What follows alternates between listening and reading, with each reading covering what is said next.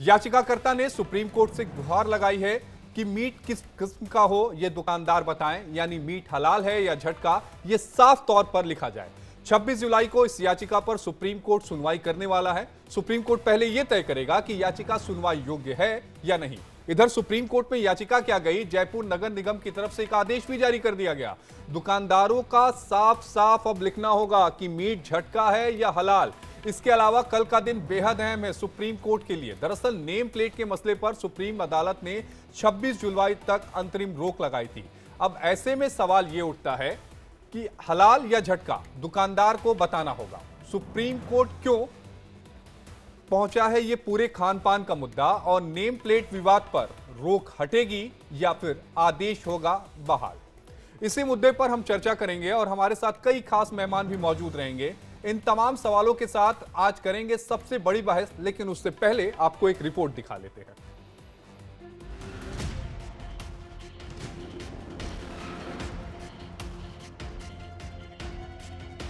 Supreme court पहुंचा हलाल versus झटका का मुद्दा।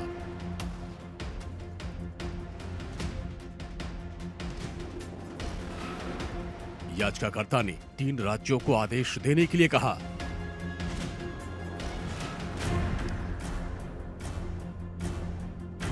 सुप्रीम कोर्ट में याचिकाकर्ता ने जनहित याचिका दायर करके निवेदन किया कि मीट बिक्री करने वाले जिक्र करें कि उनकी मीट का किस्म क्या है। किसी भी प्रकार का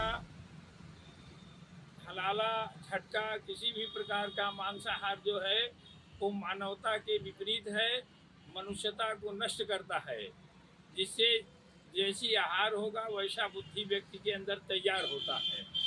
तो इस प्रकार का अगर मांसाहार व्यक्ति करेगा तो उसके अंदर राक्षसी प्रवृत्ति आएगी और मानवता के विपरीत उसका मार्ग चलेगा।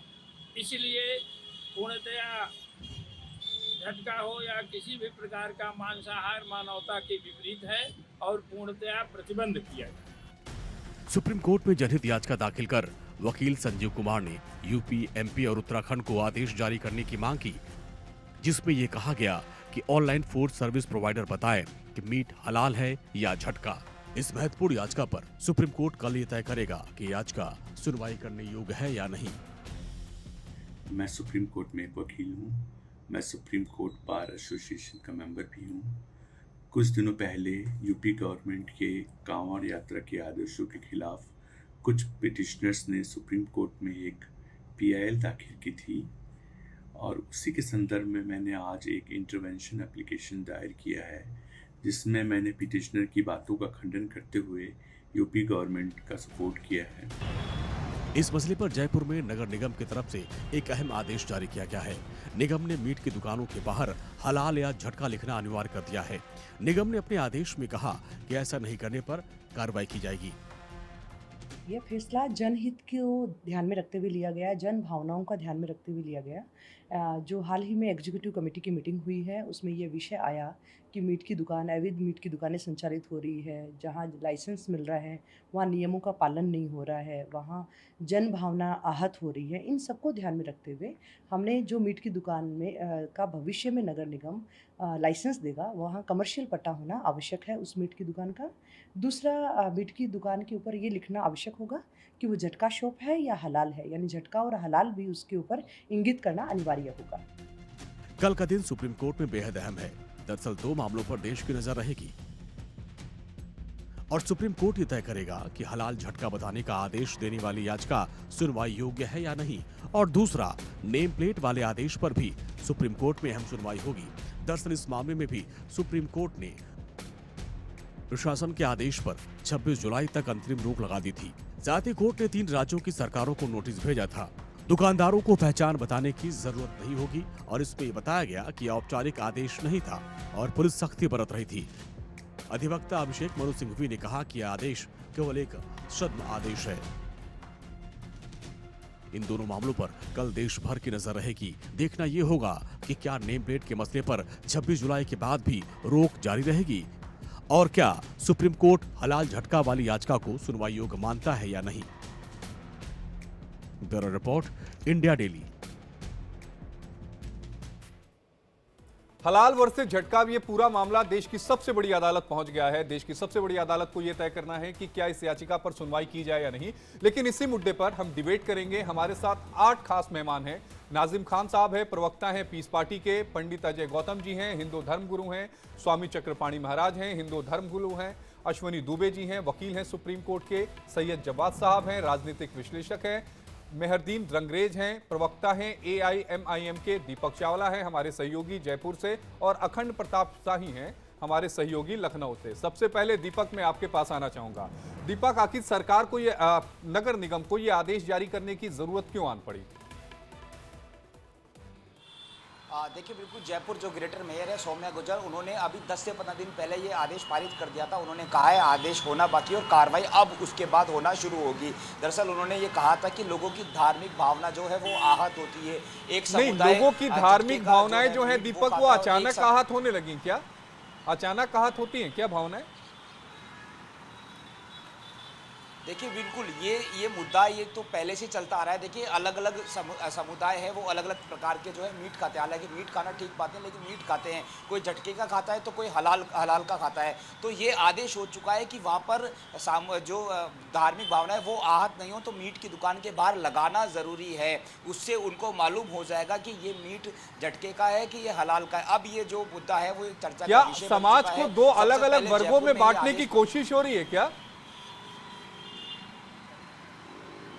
देखिए, बिल्कुल ये बात बिल्कुल आप मान सकते हैं कि ऐसा बिल्कुल संभव है, लेकिन एक अलग अलग समाज की अलग अलग एक नियम कायदे कानून होते हैं। जो एक समुदाय है वो झटके का मीट खाता है और एक समुदाय वो हलाल का खाता है। ये कहाँ लिखा दोनों हुआ है? एक दूसरे का ये झटका कहाँ और लिखा हलाल हुआ है नहीं कि ये खाते हैं। समुदाय में ये बात मानी जाती है? राइट टू चॉइस है, मैं कहीं भी खाऊं।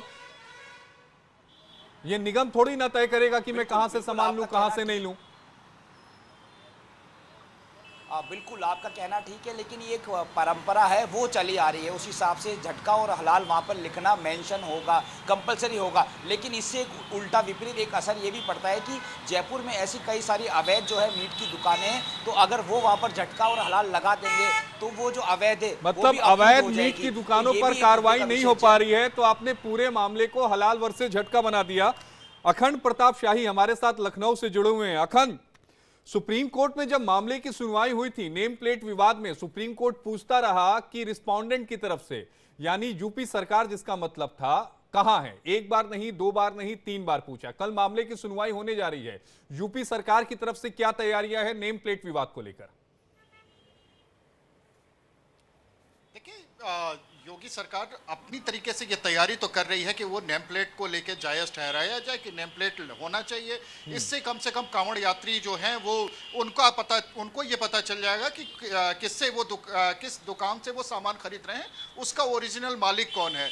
अमूमन ये बात जो यूपी सरकार का जो तर्क है, जो पहले दिया जाता था या अभी बीच बीच में जो दिया जाता है उनके प्रवक्ताओं की तरफ से, वो तर्क ये है कि ये दरअसल जब कांवड़ यात्रा निकलती है तो बहुत सारे उपद्रव होने लगते हैं, बहुत सारे लोग विरोध भी करते हैं, कुछ उसमें धांधलीबाजी टाइप की भी चीज़ें सामने आती हैं, जिसकी वजह से माहौल खराब होता है। और ये माहौल खराब ना हो इसके लिए लॉ एंड ऑर्डर को फिक्स मतलब करने अगर के लिए फूड 2006 विक्रेता में जो है वो समाजवादी अपने नाम का उल्लेख कर देगा, नाम बता देगा, तो उससे क्या माहौल सही हो जाएगा? क्या किस तरह का माहौल खराब हो जाएगा?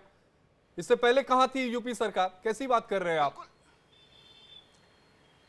जी बिल्कुल, सरकार की दलील मैं बता रहा हूं, ये हम लोगों का तर्क नहीं है, ये अपना तर्क नहीं नहीं, है, मैं ये सरकार से ही का- पूछना सरकार चाह रहा की था दलील है। कि वो ये कैसे सरकार- अचानक सारी चीजें शुरू जी, कर दी।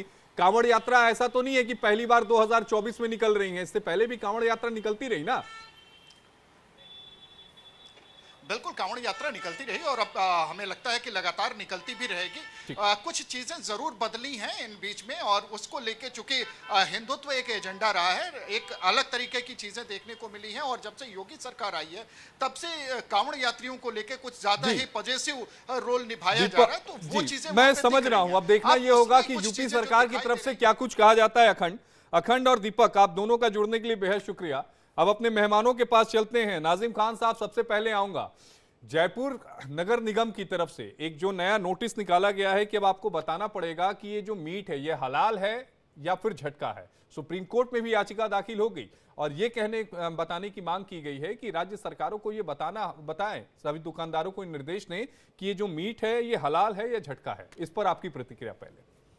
हाँ देखिए सर, जिस तरीके से भी आपका मैं रिमार्क सुन रहा था बड़ा अच्छा लग रहा था, क्योंकि देखिए जिस तरीके से भी आपने कहा कि नगर निगम कौन होता है, हलाल और झटके का वाला, तो मुझे बड़ी अच्छी बात लगी, क्योंकि पहले आप एंकर ऐसे जिन्होंने इस तरीके से बहुत बढ़िया बात करी। और दूसरी बात ये मैं बता दूं, देखिए ये बिल्कुल संविधान के खिलाफ बात नगर निगम कर रहा है और सबकी आइडेंटिटी पूछ रहा है, जबकि हलाल और झटका क्या मतलब है? आप देश के अंदर देश को क्या कहां लेकर जा रहे हैं? हलाल और झटके का मतलब सब जानते हैं। अगर मुस्लिम दुकान पर अगर कहीं जाएंगे तो वहां पर जाहिर सी बात है आपको हलाल मिलेगा, और जहां हिंदू भाई अगर मीट की शॉप लेकर बैठे तो वहां जाहिर सी बात है झटके का मीट मिलता है। और इस बात पे तो नगर निगम कह रहा है कि आप अपने नेम प्लेट शो कीजिए, लेकिन जो भारत का सबसे बड़ा मीट एक्सपोर्ट है अल कबीर, उसके मालिक के बारे में कभी जिक्र नहीं करते कि उसका मालिक जो है हिंदू है, उसका नाम कभी नहीं लेते कि अल कबीर का मालिक सतीश सब्बरवाल है, उसके बारे में आज तक कभी नहीं पूछा,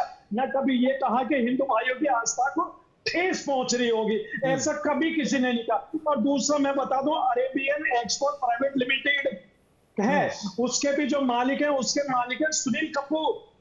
तो ये बता दीजिए, इन लोग जो मीट के एक्सपोर्ट है, पूरे भारत में जो इतने बड़े लोग हैं वो मीट एक्सपोर्ट करते हैं, उनके मीट एक्सपोर्ट करने के बाद इन भाइयों की कभी आस्था को ठेस नहीं पहुंचता। लेकिन भारत के अंदर अगर हिंदू भाई अगर अपना मीट बेच रहे हैं हलाल या झटका, या मुसलमान बेच रहा है हलाल, तो उनके ऊपर बिल्कुल एक तरफ से हिटलरी फरमान जारी कर स्वामी दिया जा रहा है। चक्रपाणी जी, आपने नाजिम भाई को सुना, वो कह रहे हैं हिटलरी फरमान है ये।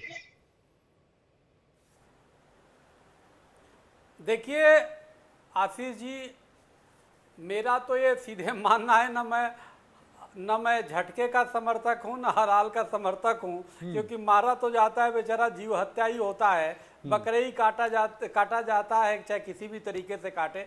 मैं तो जीव रक्षा के समर्थक हूँ। दूसरी बात, देखो किसी भी प्रकार से हिंदुओं को खड़े होना चाहिए, तमाम मानवतावादियों को खड़े होना चाहिए कि ये देश महात्मा बुद्ध का है, ये देश रामकृष्ण का है, यहाँ किसी भी तरीके से मांस बिक्री पे बिल्कुल प्रतिबंध होना चाहिए, जीव हत्या पर बिल्कुल प्रतिबंध होना चाहिए।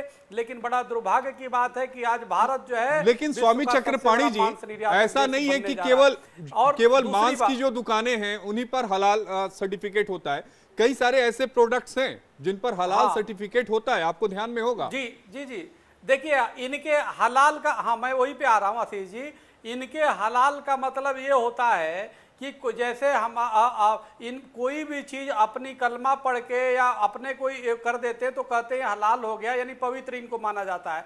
लेकिन सवाल थूक, कई सिया जो है वो थूक के देते हैं, वो कहते हैं ये हलाल हो गया, तो ये अपनी अपनी इनकी मानता है, लेकिन इनकी हलाल हमारे ये मान्य नहीं है। आज जो मुजफ्फरनगर ने जो पहले जो लागू किया था वह बिल्कुल सही था। माननीय कोर्ट को कहीं ना कहीं इन लोगों ने गुमराह किया है, इनके अधिवक्ताओं ने गुमराह किया है, और निश्चित रूप से मुझे पूरा विश्वास है कि माननीय सर्वोच्च न्यायालय उस फैसला देगा, वो पक्ष में देगा। अच्छा, गुमराह कैसे कर दिया चक्रपाणी जी? नाम उजागर चक्रपाणी जी, गुमराह कैसे किया बताइए तो, मैं समझना चाहता हूं। इसलिए कर दिया, मैं बता रहा हूं आशीष जी, इसलिए कर दिया कि इन्होंने उसको हिंदू मुसलमान से जोड़ा, इन्होंने उसको ऐसे जोड़ दिया कि जैसे इसे खतरा है। आप बताइए, क्या किसी भी कांवड़ियों को या धार्मिक व्यक्ति को जानने का अधिकार नहीं है कि भाई जिससे सामान खरीद रहा हूं आखिर वो कौन है, क्या है? कई आप देखिए अनेक सैकड़ों वीडियो ऐसे आ रहे हैं जो थूक लगा करके बेच रहे हैं, कोई कुल्ला कर रहा है, कोई गटर का निकाल के, तो कहीं ऐसा तो नहीं है कि आप देखिए लोग जो है वैचारिक मतभेद है कि सुन्नी सियाओं से घृणा करते हैं कि भाई सिया तो थूक के देते हैं। अच्छा, एक बात बताइए, मैं आता हूं आखिर हिंदू सनातनी क्यों ना सौदा? पंडित अजय गौतम जी, जरा ये बताइए, फल भी हिंदू मुसलमान हो गया क्या? मुझे तो नहीं समझ में आता, आपको समझ में आता है, बताइए, फल हिंदू मुसलमान है क्या? देखिए, बिल्कुल फल हिंदू मुसलमान है, मैं आपको सिद्ध कर देता हूँ। पहली बात, आपने सर्वोच्च न्यायालय के फैसले के बारे में कहा। देखिए, वो जब सर्वोच्च न्यायालय के अंदर मैटर कॉल हुआ तो यूपी सरकार की तरफ और केंद्र की तरफ से कोई अपियर नहीं हुआ। क्यों नहीं अपियर हुआ? एक नहीं, 3 बार हुआ, 3 बार बुलाया गया बेंच के सामने, 3 बार बुलाया गया कि क्या रिस्पोंडेंट की तरफ से कोई अपियर हो रहा है कि नहीं? एक नहीं, 3 बार। 1 मिनट रुक जाइए नाजिम भाई, 1 मिनट रुक जाइए। जी अजय भाई आइए, बोलिए। सुन तो लीजिए, मैं वही कह रहा हूँ, यूपी सरकार की तरफ से कोई पक्ष रखने के लिए अपियर नहीं हुआ, यही मैं कह रहा हूँ। इसलिए इसलिए एक तरफा जानते हुए एक इंटरिम ऑर्डर कोर्ट ने पास कर दिया जो कल सेटिस्फाइड हो जाएगा। मैं आपको अभी से आश्वस्त कर देता हूँ। दूसरी बात, अच्छा, सेटिस्फाइड भी हो जाएगा सर, मैं आपको अभी से कह रहा हूँ, आप रिकॉर्ड कर लीजिए, कल चला मुझे दीजिएगा। लगा कि विकेट होगा। आप सेटिस्फाइड की बात कर रहे हैं, सेटिस्फाइड तो आदेश होगा ना नाजिम भाई, विकेट होगा, सुन ली, ऑर्डर देखिए, विकेट मेरी- होगा। मेरी मैं बात करेक्शन सुनिए। कर देता हूं, सर देखिए, ऑर्डर विकेट होगा। सर पानी की बोतल से लेके, चीनी से लेके, चावल से लेके हर जगह पर देवबंद मजबूर करता है कि इसमें हलाल सर्टिफिकेट होगा तभी मुसलमान खरीदेंगे।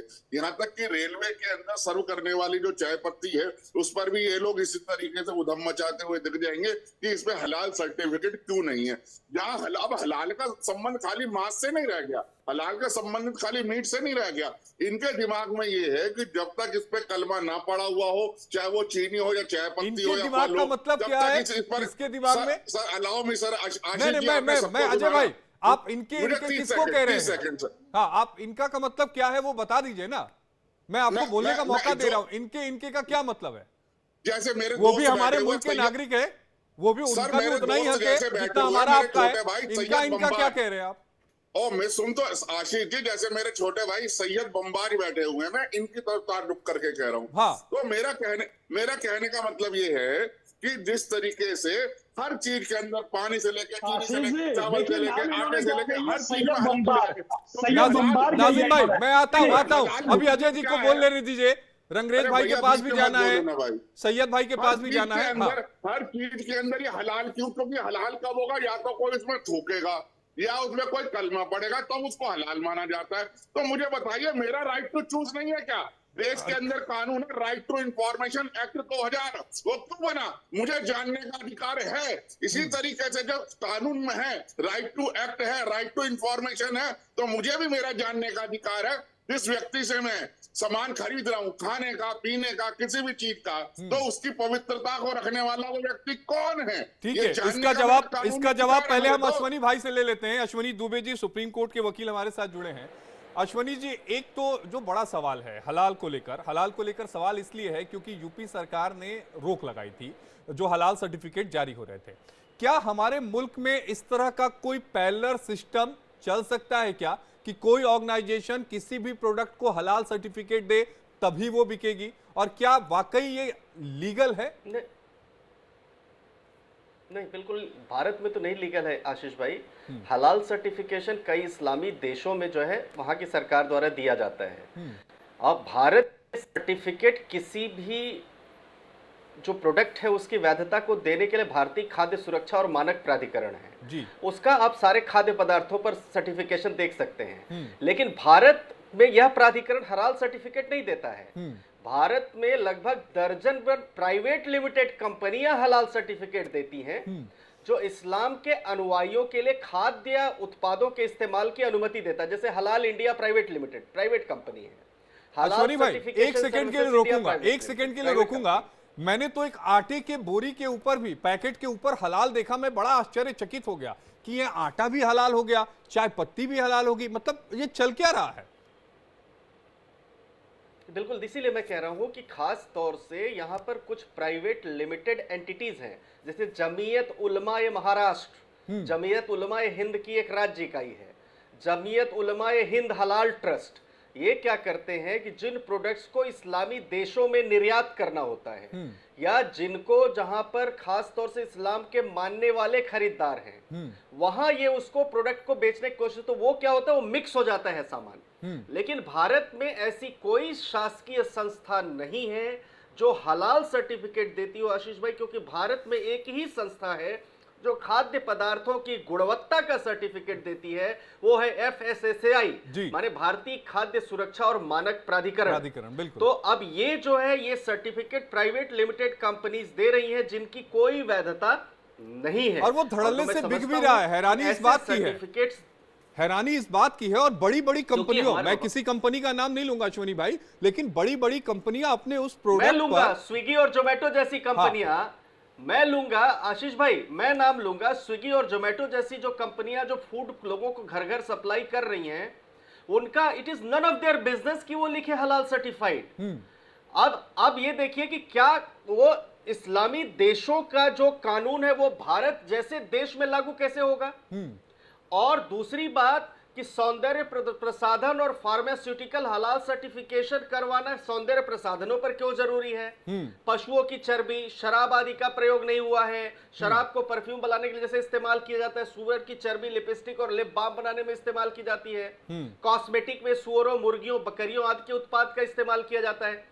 ये सभी इस्लामी कानूनों के अनुसार हराम है। तो सौंदर्य प्रसाधन और फार्मास्यूटिकल जो हलाल सर्टिफाइड होते हैं, उनमें से कोई भी हराम उत्पाद का उस तरीके, तो इसलिए वो हलाल सर्टिफिकेट देते हैं। पर सवाल ये है कि क्या वो हलाल सर्टिफिकेट यहाँ विभिन्न धर्म के जो लोग रहते हैं उनके साथ मिक्स किया जा सकता है? बेमूड क्वेश्चन है। तो मैं समझता हूं अगर कि ऐसा ही चलता रहा अश्वनी भाई, कानून। तो कल को सनातन धर्म की तरफ से ये कहा जाएगा कि ये सनातन धर्म का प्रोडक्ट है, हमने ठप्पा मार दिया, आप यही कर दें। लोग खरीदने भी लगेंगे, आप बिलीव करिए कि लोग खरीदने भी लगेंगे। और मुल्क किस तरफ जा रहा है ये चिंता का विषय है। सैयद जवाद साहब, मैं आपके पास आना चाहूंगा। अश्वनी जी जो कह रहे उसका जवाब दीजिए, जो हलाल प्रोडक्ट को लेकर उन्होंने बातें कही हैं।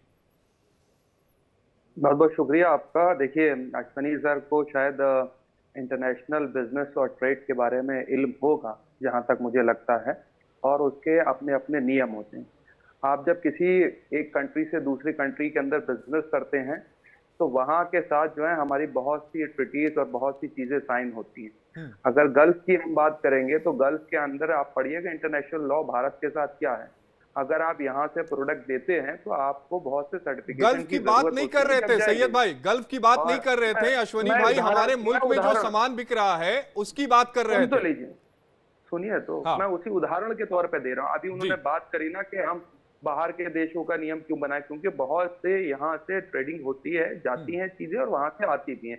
नंबर एक बात उसका बताने का रीजन था। अभी उससे पहले आपको पता है 2020 के अंदर भी एक बहुत बड़ी याचिका लगाई गई थी अश्वनी जी, उसके बारे में पढ़िएगा सुप्रीम कोर्ट ने क्या बोला था। और एक बार फिर से नए तरीके से नए सिरे से लेकर के मुद्दे को लेकर के आया गया, और खास तौर पे सरकार उसके पीछे छुप करके जो अपनी राजनीतिक रोटियां सेक रही है उससे अब देश की जनता वाकिफ है। देखिए, मैं इसको पूरा एक पॉलिटिकल मुद्दे के तौर पे देखता हूं। मैं राजनीतिक समझता भी और जानता भी। आपको आशीष जी बताऊं कि उत्तर प्रदेश में 10 विधानसभा के चुनाव हैं, और जिस तरीके से भारतीय जनता पार्टी को उत्तर प्रदेश की जनता ने करारा जवाब दिया है, चाहे चित्रकूट में देखिए और तो और अयोध्या के अंदर, ठीक है, वहां से एक बड़ा संदेश आया हुआ है, उसको भी मानने को अब भारतीय जनता पार्टी तैयार नहीं होता फैजाबाद की सीट से। तो आपको लगता है कि ये सारा जो इशू है वो डाइवर्ट करने के लिए है? लेकिन हलाल सर्टिफिकेट मैं आ रहा हूँ, तीसरी चीज आ रहा हूँ, तीसरी चीज, अब हलाल सर्टिफिकेशन को लेकर के ये बात कही गई। आशीष भाई, आज आप एक निष्पक्ष पत्रकार के तौर पर बताइए, क्या इस सावन के महीने के अंदर भारत से बीफ एक्सपोर्ट हो रहा है या नहीं हो रहा है? और जो उस पर टैक्स आता है, जो कमाई सरकार को हो रही है, वो कितनी हो रही है आप बता दीजिए। चलिए छोड़िए, बंद, मैं तो कह रहा हूं बंद कर दीजिए ना, खत्म करिए। उत्तर प्रदेश में बीफ एक्सपोर्ट कितना होता है, और इंटरनेशनल लेवल पे भारत बीफ एक्सपोर्ट में कौन से स्थान पे आ गया? 5वीं सबसे बड़ी बात, भारत में एक सर्वे आया था, उसमें लगभग 80 से 82% लोग जो हैं वो नॉनवेज खाते हैं।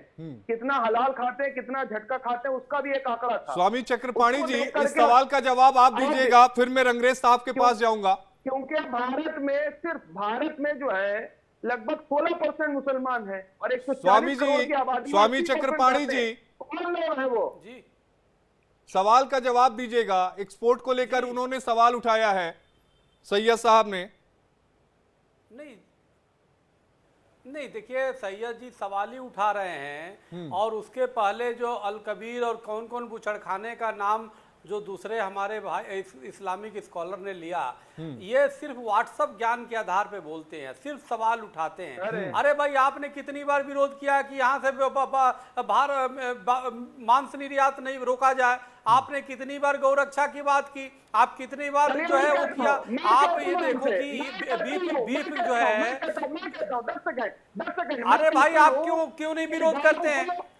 यहाँ पे जी क्या बोल रहे हैं? नहीं, वो कह रहे हैं कि गाय को राष्ट्रीय पशु, हाँ वो कह रहे हैं कि गाय को राष्ट्रीय पशु घोषित करिए, इस बात का वो समर्थन कर रहे हैं। अरे राष्ट्रीय नहीं, देखिए ऐसा है, सैयद जी को पता नहीं है, हम गाँव विश्व सीमांतरा कहता है हमारा शास्त्र। अरे सुनो भाई, सैयद जी मेरी बात अरे भाई, गजब बात है। माँ पशु नहीं है, राष्ट्रीय माता राष्ट्रीय माँ घोषित होनी चाहिए, राष्ट्रीय प्राणी घोषित होनी चाहिए। ये पशु कहाँ से आ गई? पशु हमारी माँ थोड़े होगी। गाँव विश्व की माँ है, विश्व की माँ है। कोरोना काल में गौ माता ने लोगों की जान बचाई।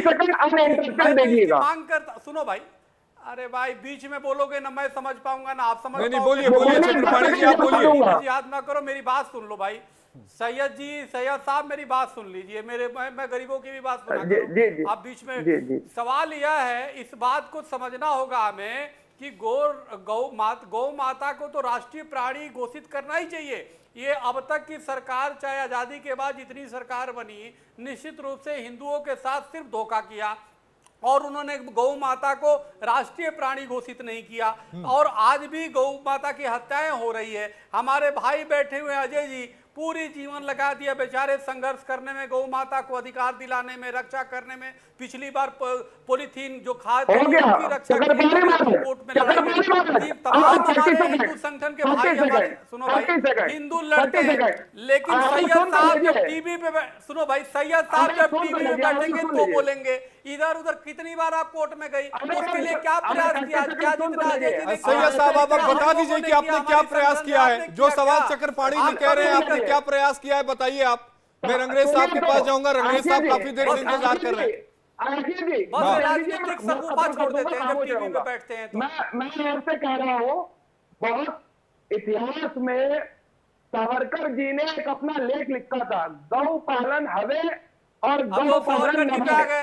अरे बात ये बताओ ना, कितनी बार प्रयास किया? सावरकर जी पे आ गए, तीर घाटा भाग जाते हो। अरे बात पॉइंट पे करो, बात गौ पे करो तो गौ पे आओ। अब चले गए सावरकर जी पे, जिन्ना पे चले जाओ, जिन्ना ने देश विभाजन करा दिया, जिन्ना ने देश के टुकड़े करा दिए, जिन्ने पे चले जाओ। सावरकर जी ने देश आजाद कराया, आपको क्या पता है? वीर सावरकर जी की वजह से आप बैठ कर टीवी पर डिबेट कर रहे हो।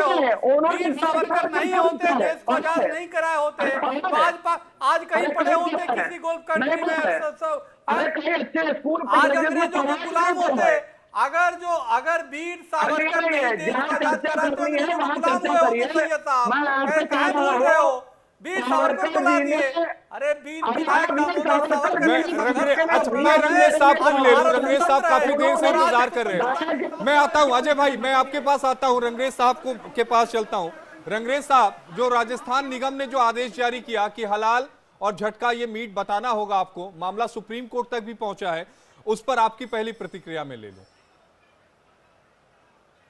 देखिए, मैं जो कहना चाह रहा हूँ कि ये संविधान के विरोधी है और अनुच्छेद जो 17 है, 19 है और आर्टिकल 21 है, इनके खिलाफ है। सुप्रीम कोर्ट में जो इन्होंने चैलेंज किया है, सुप्रीम कोर्ट से पहले भी न्याय मिला है और इन जैसे जो नफरती लोग हैं उनको जो है आईना दिखाने का काम सुप्रीम कोर्ट ने किया है। दूसरा, मैं एक बात और बताना चाहूँगा कि ये ख़ास तौर से जो मुसलमानों को टारगेट कर रहे हैं, जब ये अल कबीर के मालिक हैं सतीश सबरवाल, अरबियन एक्सपोर्ट के मालिक है सुनील कपूर, नूर फूड्स के मालिक है, उस पे चर्चा हो गई, उस पे चर्चा हो गई है रंगरेज भाई, इस पे चर्चा हो गई है। मैं बता रहा हूँ ना सर, हाँ, मेरी बात तो सुन लीजिए। लेकिन एक बात रंगरेज साहब में आपने कहा कि एक पर्टिकुलर वर्ग को टारगेट करने की कोशिश की जा रही है, लेकिन जो सुप्रीम कोर्ट में याचिका दाखिल हुई है उसमें इस बात को कहा गया है कि हिंदू समाज में जो पिछड़ा एक वर्ग है वो मांस का कारोबार करता है और वो काफी ज्यादा पिछड़ा हुआ है। अगर ये चीज क्लियर हो जाए कि ये हलाल का है, ये झटका का है, तो उनके यहाँ भी जो ग्राहक हैं वो भी जाएंगे, उनका भी भला होगा। देखिए, ये भाजपा की जो सरकार है वो हिंदुत्वा की आइडियोलॉजी को पूरे देश पे थोपना चाहती है और मुसलमान को सेकंड क्लास सिटीजन बनाना चाहती है इस देश का।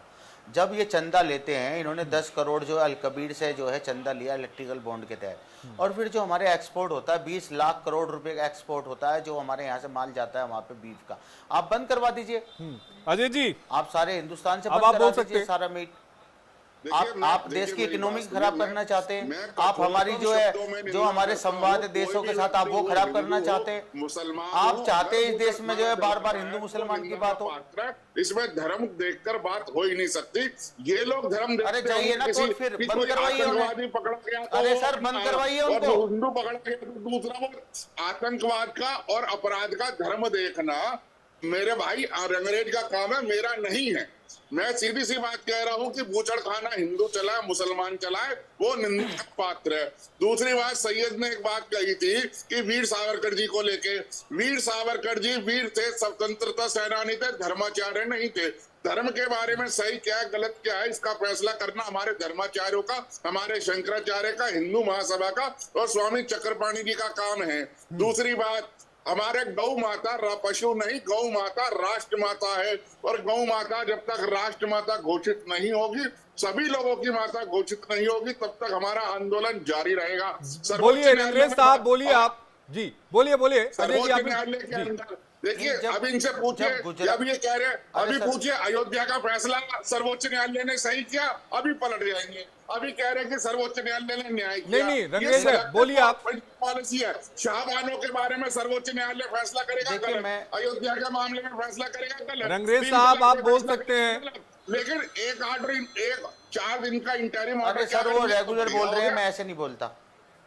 एक मिनट अजय भाई बोलिए, रंगरेज भाई बोलिए। देखिए मैं कह रहा हूँ, जब गोवा में और साउथ में और जो है कलकत्ता में जब वहां पर खुलेआम गोश्त जो है बीफ काटा जाता है और खाया जाता है, वहां पर ये और भाजपा की सरकार है, वहां पर बैन करवाइए आप राष्ट्रीय पशु जो है घोषित करवाइए गाय को, अगर आप इतने बड़े हमदर्द हैं तो। और जो गाय हमारी गाय माता जो रोडों पर घूम रही हैं, वो कचरा खा खा के मर रही हैं, उनकी कैसी बेरहमती, उनको खिलाने तक के लिए आपके पास जो है चीजें नहीं है, मगर आप उन पर गाय पे जो है राजनीति भाई इसका जवाब दीजिए। आप लोगों को मार देते हैं गाय के लिए, तो ये दिखा देता है कि आपका चेहरा किस तरीके का है इस देश का। मजबूती अपने बलबूते पे काम कर रहे हैं। दिल्ली हाई कोर्ट में 8 पिटीशन गौरक्षा को लेकर पेंडिंग है, अगली तारीख 2 अगस्त और 23 अगस्त। अरे सर आप चले गए, उस पर न्याय मिला। हम भी चाहते हैं कि राष्ट्रीय पशु बना दिया जाए गाय को, बनाइए ना। पशु नहीं रंगरेज जी, आप बनवाइए, आप तो सरकार आपकी है, 10 साल से सरकार केंद्र में आपकी है, आप करवा भाई उनको। आप जो है नाजिम खान साहब आप कुछ कहना चाह रहे हैं, नाजिम भाई के पास भी चलते हैं जी। रंगरेज भाई, नाजिम भाई आप कुछ कहना चाह रहे हैं? तो ये कह दूं कि बार बार गाय की बात आ रही है, तो हम कहते हैं कि आप राष्ट्रीय पशु घोषित कर दीजिए, हम आपके साथ आप टॉपिक को डाइवर्ट कर जा रहे हैं, टॉपिक को डाइवर्ट कर जा रहे हैं नाजिम भाई। टॉपिक यहाँ पर हलाल वर्सेस झटका है और दूसरा ये है कि क्या कांवड़ मार्ग पर जो दुकानदार हैं उन्हें अपना नाम बताना जरूरी है या नहीं है। टॉपिक को डाइवर्ट करके आप लोग गाय पर लेके चले जा रहे हैं। हाँ नहीं आशीष भाई, मुझे 10 सेकंड देना। देखिए मैं उसी टॉपिक पे आऊंगा जो आप कह रहे हैं। और दूसरी बात ये बार बार कह रहे हैं वीर सावरकर इनके लिए वीर है, लेकिन हम लोगों के लिए आप वीर सावरकर पे चले जा रहे हैं। आप 10 सेकंड भी मांग रहे हैं, 10 सेकंड तो आप वीर सावरकर पर ही बोल जाएंगे। कांवड़ मार्ग पर आइए ना, क्या नाम का जिक्र करना जरूरी है, क्या नाम बताना जरूरी है क्या? हाँ आशीष भाई सुन लीजिए, देखिए आपका सवाल है, देखिए मैं कांवड़ वाले पाता हूँ। देखिए कांवड़ यात्रा धार्मिक यात्रा है, हम मुस्लिम समाज में अपने हिंदू भाइयों के आस्था का ध्यान रखते हुए उनको रास्ते में उनको फल भी देते हैं, उनकी खिदमत भी करते हैं। लेकिन ये देश का बड़ा दुर्भाग्य होता है जब हाजी नाजिम खान अपने हाथ में तख्ती लेकर ये कहे कि हाँ हम भारतीय मुस्लिम नहीं। लेकिन एक बात बताइए नाजिम भाई, ये नियम तो केवल मुसलमानों के लिए नहीं है ना, ये तो सबके लिए है। हिंदू भी रखेगा, जैन भी रखेगा, जिसकी दुकानें होगी वो रखेगा। आशीष भाई देखिए, मैं बिल्कुल आपकी बात के लिए कहता हूँ, ये बता दीजिए जितने भी टीवी डिस्प्ले पे आते हैं तो सिर्फ और सिर्फ आपका आरिफ फल वाला आता है, निसार फल वाला आता है, किसी में हिंदू भाई का नाम नहीं आता। और दूसरी बात, एक इंपॉर्टेंट बात मैं बताता हूँ, अगर आपको याद हो एक कालू आइसक्रीम वाला हुआ करता था जो भैरवनाथ के नाम से आइसक्रीम बेचा करता था। उसने क्या करता था, वो आइसक्रीम के अंदर वो गंदी चीज मिलाता था जो सबको खिलाता था, जो बहुत ही चर्चित केस रहा है। वैसे तो चर्चित केस कई सारे हो जाएंगे ना नाजिम भाई, वैसे चर्चित केस तो बहुत सारे होंगे, उदाहरण इनके पास भी होंगे। चक्रपाणी जी 50 से ज्यादा मैं नाजिम खान से कह रहा हूँ, यूट्यूब पे 50 से ज्यादा वीडियो पड़े हुए हैं जहाँ रोटी पे थूकना, फलों पे थूकना, किसी खाने की वस्तु पर पेशाब करना, और सबके नाम नाजिम खान है या सैयद जवाद है। उसमें कोई भी हिंदुओं का नहीं है। तो इस बार है ना, मेरा आर्टिकल 25 मुझे कहता है ना। लेकिन नाजिम खान भी तो यही कह रहे हैं ना अजय गौतम जी कि अगर कोई भी किसी की आस्था से खिलवाड़ करता है, जो थूकने का काम कर रहा है, वो मानसिक रोगी है। नाजिम भाई तो बात मान ही रहे हैं ना, जो आप कह रहे हैं वही बात तो वो भी कह रहे हैं। हाँ, आशीष भाई मैं ये कह रहा हूँ कि अगर कोई भी किसी की आस्था के साथ खिलवाड़ करता है तो वो नाईमान है, तो मानसिक रोगी है। लेकिन मुस्लिम कम्युनिटी को अगर टारगेट किया जाए, मुस्लिम सुन लीजिए अगर मुस्लिम समाज को अगर टारगेट किया जाएगा तो बिल्कुल टारगेट कैसे किया जा रहा है? नाजिम भाई आप ये बताइए, टारगेट कैसे किया जा रहा है? अजय जी और नाजिम जी को लाया जाए स्क्रीन पर, कैसे टारगेट किया जा रहा है ये बताइए। हाँ आशीष भाई देखिए, हम लोगों को टारगेट इसलिए किया जा रहा है क्योंकि हम लोगों ने इस मुल्क को आजाद कराने के लिए बिना किसी भेदभाव के इस मुल्क को आजाद कराया। नहीं ये बताइए, इस मुल्क क्या है नाजिम भाई? ये मुल्क आपका नहीं है क्या? इस मुल्क को आपने कैसे कह दिया? ये मुल्क उतना ही आपका है जितना मेरा है। कैसी बात करते हो आशीष भाई? वही तो मैं कह रहा हूँ, ये जितना मुल्क आपका हमारा भी है, लेकिन हम लोगों को हमारे मुल्क के अंदर पराया करा जा रहा है और ये कहा जा रहा है कि आप अपनी आइडेंटिटी साबित कीजिए अपनी। नहीं ये तो सबके लिए कहा जा रहा है ना नाजिम भाई। अजय जी बोलिए आप। तो सब कोई नहीं मानना, हम ही तो है। आप अलग से क्यों कह रहे हो भाई? आईपीसी है, भारतीय न्याय संहिता, वो सभी के लिए तो है। उसमें हिंदू को अलग थोड़ी ना, मुसलमान को अलग थोड़ी ना। भारत सरकार की सभी भारतीयों के लिए। सुन लीजिए, मैं मुजफ्फरनगर गया था। सुन लीजिए, आप सुन लिया अजय गौतम जी, मैं मुजफ्फरनगर गया था। मैंने फल वालों से बात करी कि भाई आप किस समुदाय से? उन्होंने कहा कि हम हिंदू हैं। मैंने कहा आपने नाम नहीं लिखा? तो उन्होंने सीधा कहा हमें नाम लिखने की जरूरत नहीं है, हमने भगवा चोला पहनना था, हम हिंदू हैं। और मैंने कहा वो मुसलमान जो नाम लिख रहे हैं कह रहे हैं कि उनको अपनी देशभक्ति साबित करनी पड़ेगी। ऐसा लोग हिंदू भाइयों ने कहा तो ये गलत है। परसों एक व्यक्ति जावेद नाम का एक व्यक्ति फल खरीद सकता है, भाई से उनका नाम पूछेंगे और ये कहेंगे उनका नाम बिल्कुल गलत है। अश्वनी दुबे के पास चलते हैं। अश्वनी जी 1 मिनट रुक जाइए। अजय जी, अश्वनी जी ये बताइए कि हमारा कानून क्या कहता है? चलिए 2006 का जो एक्ट था यूपी सरकार का, जिसमें यूपी सरकार ने कहा था कि सभी दुकानदारों को अपने नाम बताने होंगे, जो जिनकी खाने पीने की दुकानें हैं, जो रेस्टोरेंट चलाते हैं, और रेट भी देना होगा। उसके बाद जागो ग्राहक जागो आया। लेकिन क्या वाकई इस तरह का जो आदेश है वो सरकार जारी कर सकती है कि नहीं, आपको आइडेंटिटी रिवील करनी पड़ेगी ताकि दूसरे की भावना आहत ना हो?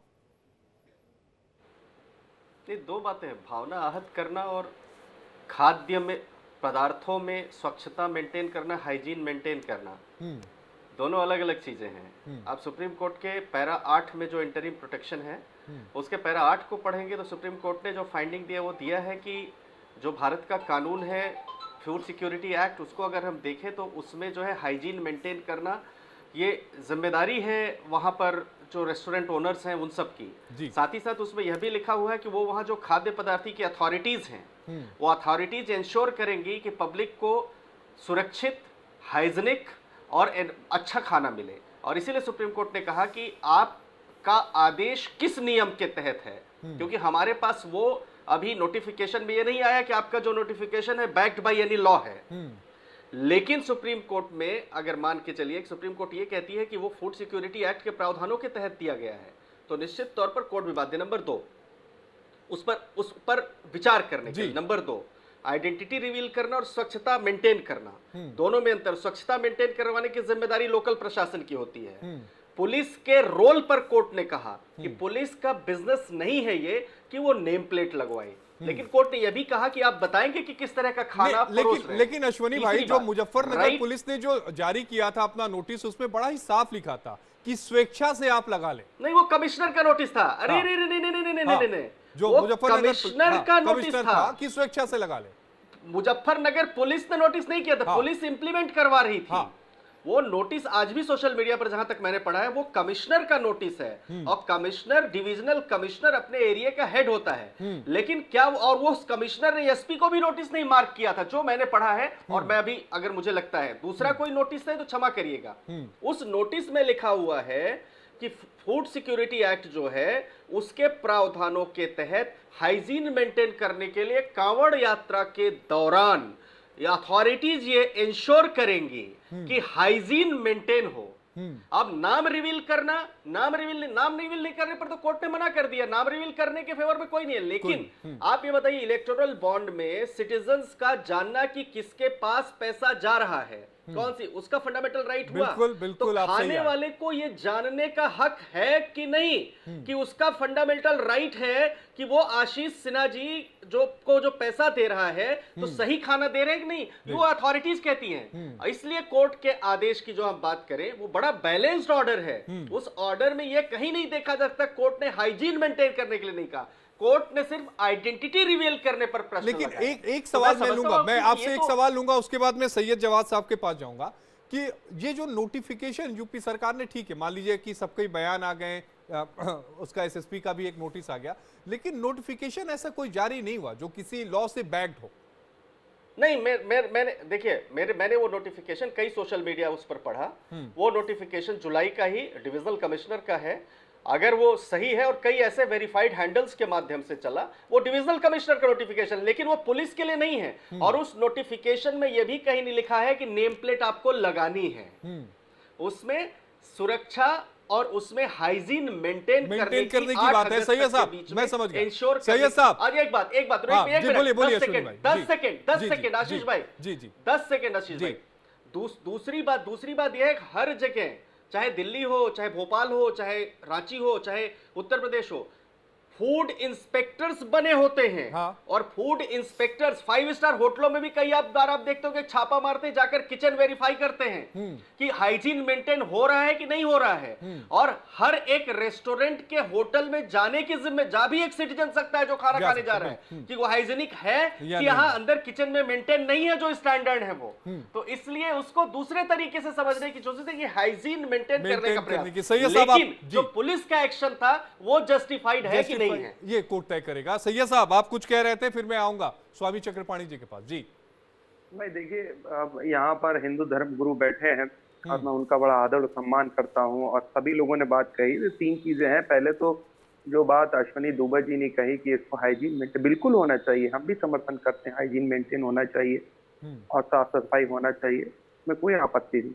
और FSI की जो मानक है उसको भी पूरा करना चाहिए और करी जाती है। देखिए संस्था ने बहुत सी जगह पे सारी बातें सही, लेकिन मैं जो राजनीतिक पस मंजर में भारतीय जनता पार्टी के आज प्रवक्ता यहाँ आए नहीं है डिफेंड करने, जो पहले बढ़ चढ़ के हिस्सा ले रहे थे, और सुधांशु त्रिवेदी भाई ने जो है एक प्रेस कॉन्फ्रेंस भी कर दी थी, शायद आपको याद भी होगा उसको लेकर के।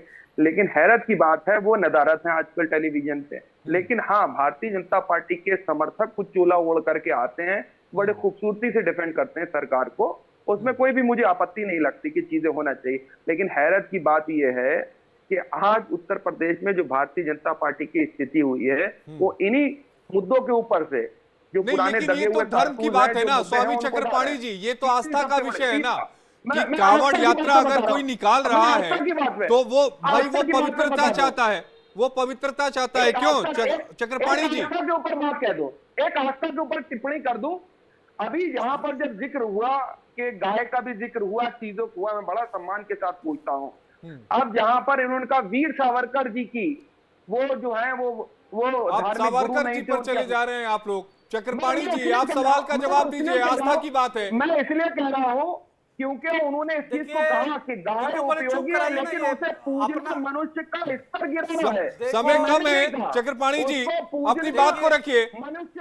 स्वामी चक्रपाणी जी, ऐसा क्यों लग रहा है कि सैयद जवाब आता है? हाँ जी बोलिए ना स्वामी जी, बोलिए आप। देखो बड़ी देखिए, हाँ आशीष जी, समस्या ये है कि सैयद जी या नाजिम जी अपनी पहले बात बोल रहे हैं, फिर जब हम लोग बोलने आ रहे हैं तो डिस्टर्ब करना शुरू कर दे रहे हैं। नहीं, आप बोलिए, याद करने लगते हैं। आप उनके डिस्टर्ब करने से आप हो जा रहे हैं क्या? मूल विषय है, उनके डिस्टर्ब करने से आप हो जा रहे हैं क्या? नहीं ना, तो आप अपनी बात रखिए।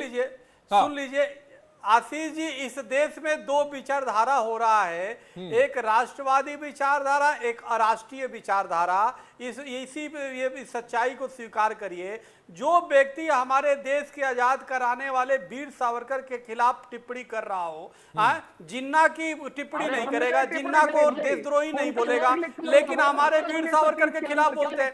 अरे भाई, हमारी आस्था, देखिए फिर बीच में बोलने लगे, हमारी आस्था का विषय है। सुनो मेरी बात, हमारी आस्था का ये विषय है, हमें ये अधिकार है। हम तो ये नहीं कह रहे कि आपकी अपने आस्था आप करो, लेकिन हमें ये तय करने का अधिकार है कि किसके यहाँ से सामान ले, किसके यहाँ से सामान नहीं ले। आप पाकिस्तान के मुर्दाबाद नहीं करोगे, आप जिन्ना और अलामा इकबाल की मुर्दाबाद नहीं करोगे जिसने देश विभाजन करा दिया। आप भारत के खिलाफ बोलोगे, आप वीर सावरकर जिसने देश आजाद कराया उसके खिलाफ बोलोगे। अरे मैं तो कह रहा हूँ कि जीव रक्षा कानून बनना चाहिए। मैं तो जीव रक्षा कानून की बात कर रहा हूँ। मैं तो चाहता हूँ कि देश के जितने बूचड़खाने उसको बंद कर दो, जितने बूचड़खाने उसको साफ करो। कोई जीव हत्या नहीं होगी, कोई भारत से मांस सप्लाई नहीं होगा, चाहे वो झटका हो चाहे हलाल हो, सबको प्रतिबंध करो। कोई सभी जीवों के जीने का अधिकार है यहाँ पे। हम तो उसके समर्थक हो, आप आवाज उठाओ ना। हम तो पूरे जीव रक्षा के समर्थन करते हैं। आपकी हिम्मत है तो आवाज उठाओ जीव रक्षा के लिए। देश के सभी बूचड़खाने को बंद कर दिया जाए। अजय गौतम जी कुछ कहना चाह रहे हैं। अजय जी, आप क्या कहना चाह रहे हैं? अजय जी को भी सुन लेते हैं। मेरी ना बड़ी एक छोटी सी रिक्वेस्ट है सर। हाँ, देखिए, स्वामी जी, वेद का एक मंत्र है, यतो यतः समीह से ततनो अभयम कुरु शन्नः कुरु प्रजा भयो भयन्नः पशु भयः सुशांतिर्भवतु। हम तो सनातन धर्म को मानने वाले, मैं और स्वामी जी, तो सभी जीवों के अंदर भी सुरक्षा की और शांति की भावना रखते हैं। सभी पेड़ों और पौधों की बात करते हैं, सभी जीवों को जीने का अधिकार है, हम ऐसी भावना रखते हैं। लेकिन ये कुछ लोग हैं जो अराजक तत्व हैं, ये धार्मिक कुरीतियों के नाम पर ना सिर्फ जीवों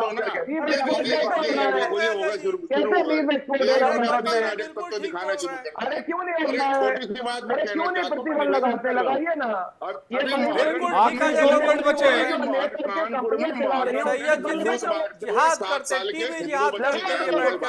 सैयद जवाद और नाजिम खान से लौटा दो भाई, अपने लोगों से कहो, बता दो वो बच्ची का है। नाजिम भाई बोलिए, एक मिनट नाजिम भाई को भी सुन लेते हैं। मैं इसलिए कह रहा हूँ, इसलिए हमारा